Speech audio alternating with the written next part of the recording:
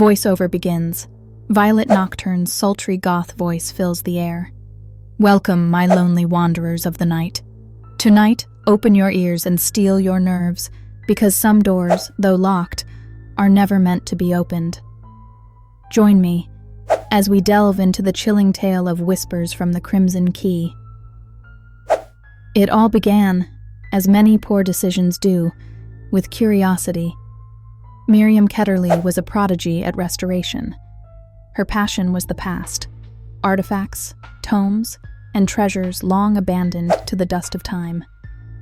On the evening that would seal her fate, she worked late in the archives of Kenthurst University, a decrepit Gothic library that seemed straight out of a Victorian fever dream. By candlelight, she carefully cleaned an ancient chest. The wood wept as she applied polish, its carved patterns intricate as a spider's web. It was locked, its key lost, presumably centuries ago. But as she worked, something unusual happened.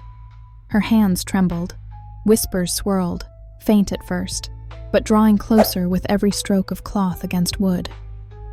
Had someone entered the library? Miriam hesitated, her gaze darting to the corners where shadows pooled like ink. There was no one, just the flickering candles, their flames shivering. She laughed nervously and brushed it off. Mere exhaustion, she decided. But, as she collected her tools, something caught her eye. Nestled under the chest's ornate hinges, hidden in plain sight, was a crimson key. Its surface shimmered unnaturally, as though alive, pulsating like the heartbeat of some unseen entity. Against all instincts, she pocketed the key, promising herself she'd turn it over to the lead archivist in the morning. Miriam returned home. Her apartment was a sanctuary of modern comforts, a stark contrast to the macabre aesthetics of her workplace. But the Crimson Key didn't belong in the modern world. It had weight, metaphorical and literal, that seemed out of place in her well-lit, neutral living space. That night, her dreams were a labyrinth of veiled doors, each more elaborate than the last. A whisper accompanied her every step in her dreamscape. "Open us.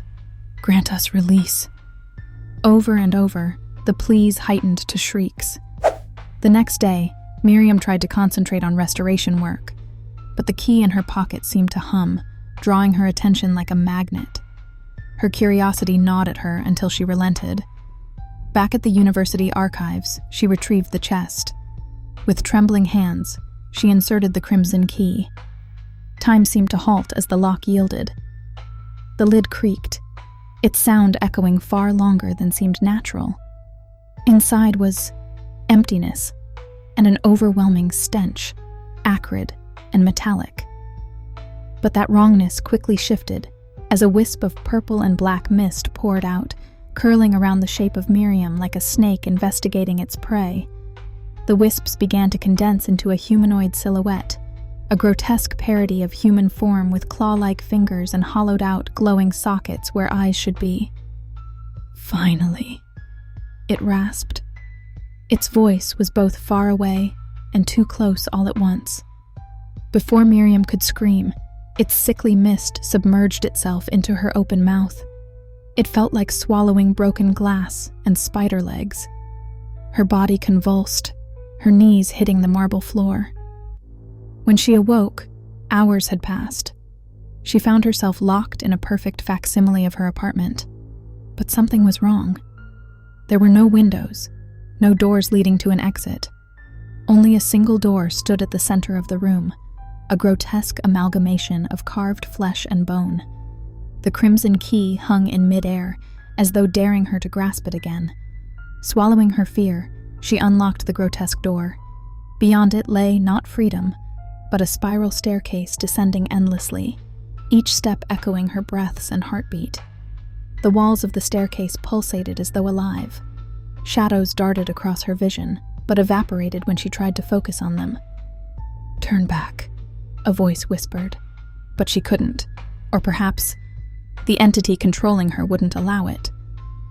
At the bottom of the stairs, the ground became a murky lake, its oily surface swirling in violent patterns of red and black. There, waiting, was her own reflection, staring back at her from the water. It whispered, "This is the price you pay." And then, a hand, her own, reached out from the reflection to drag her into the liquid abyss. Hours passed. Days? Time was meaningless in that void. When she returned to her body, she was back at the archive. Everything appeared as it had been before she unlocked the chest. But the whispers, those cursed whispers, they never left her. They grew louder in every empty hallway, in every shadow cast by the evening sun. Then she noticed the key. It lay on her desk, pristine as the day she found it. Yet now, it glowed brighter, as if urging her to use it again. And now, my sweet creatures of the night, we venture into our tale's delicious twist. Miriam succumbed to the key's beckoning one more time. But this time, she wasn't alone.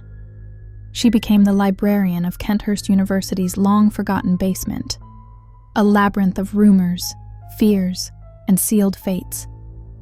You see, the Crimson Key demands a new keeper with every soul it devours, a librarian for eternity, and thus, Miriam lives on, a ghost caught between pages forgotten by the living.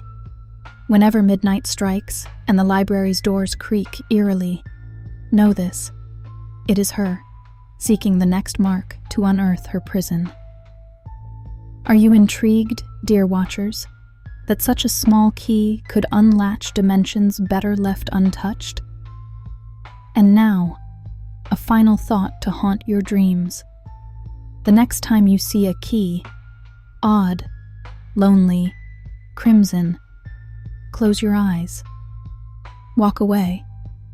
Or better yet, let the dust of forgotten things cradle it forever. Pauses. A teasing smile lingers in her voice. Sweet dreams, my lovely darklings. Until our next midnight rendezvous, where perhaps you might find yourself the protagonist of Echoes of the Dark.